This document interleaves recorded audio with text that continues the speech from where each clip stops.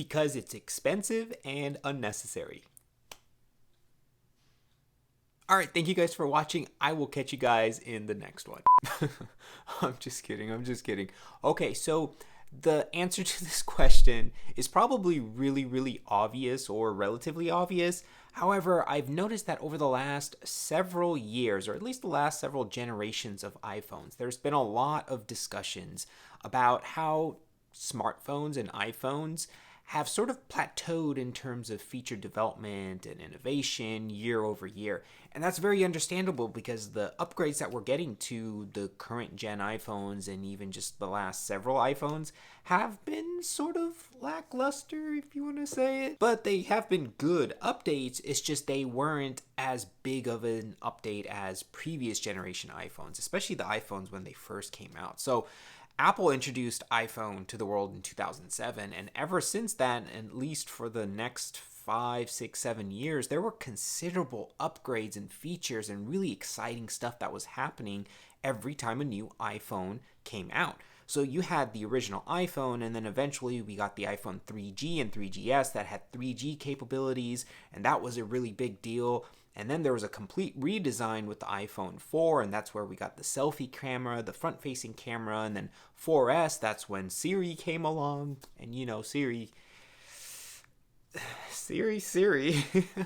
However, after that, we had another major redesign with the iPhone 5, the 5S, and then the iPhone 6, where you had the regular sized iPhone and then you had the 6 Plus. So my point in all this is that there were a lot of cool upgrades that were happening almost every single year or every other year, and there were people that were upgrading to iPhones every single year, and it sort of made sense, especially for a lot of the tech enthusiasts. But the point is, in more recent number of years, the last several generations of iPhone have been a little bit of a less dramatic upgrade each year compared to the iPhones way back in the day. Now, on one point, I do hear all the complaints, and I'm not saying we shouldn't pressure Apple or any other company who manufactures smartphones to continue to innovate and push out really cool features, because at the end of the day, that's a really good thing for us.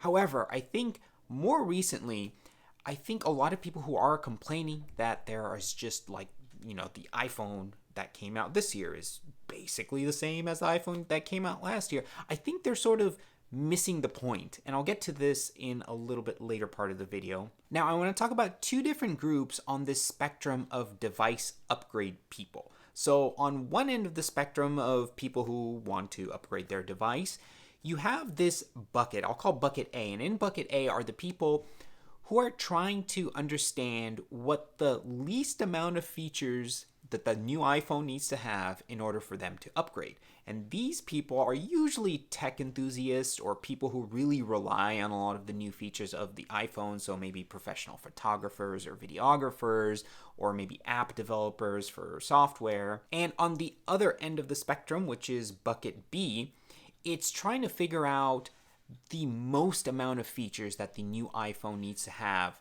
for you to upgrade. And I think, personally, I fall into that second category, where when I choose to upgrade my iPhone, it's usually after a few years of using whatever current iPhone I had at that time. And my sort of reasoning behind this is that when I upgrade, I don't just want one or two new features. I want a considerable jump in performance, in feature set, in just almost every area of the iPhone that I use to be very substantial. And what I think I'm trying to do here is really trying to get the most value out of that upgrade, as opposed to just upgrading my iPhone every year or every 2 years. And I would say that most people, probably the general public, probably falls into that bucket where they want to keep a good iPhone for as long as possible, and when they need to upgrade as opposed to when they want to upgrade, they have something incredible to upgrade to. And I think that answers the question of why there are new iPhones every single year that get pushed out, and that's exactly for people in bucket B, in my personal opinion.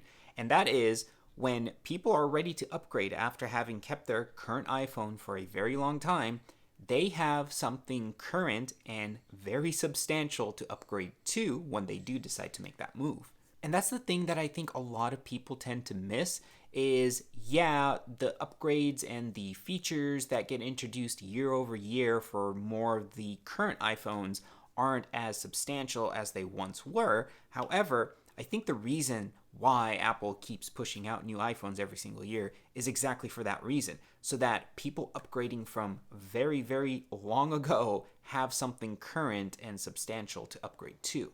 Okay, so to very quickly kind of sum this up and give you my story of my upgrade process. So I started off with the iPhone 3GS. That was my very first iPhone, and I got that as a high school graduation gift going into college, and it was such a cool phone. And then about 2 years later, I upgraded to the iPhone 5, and the iPhone 5 had the longer screen, it had the boxy design, and that was really cool.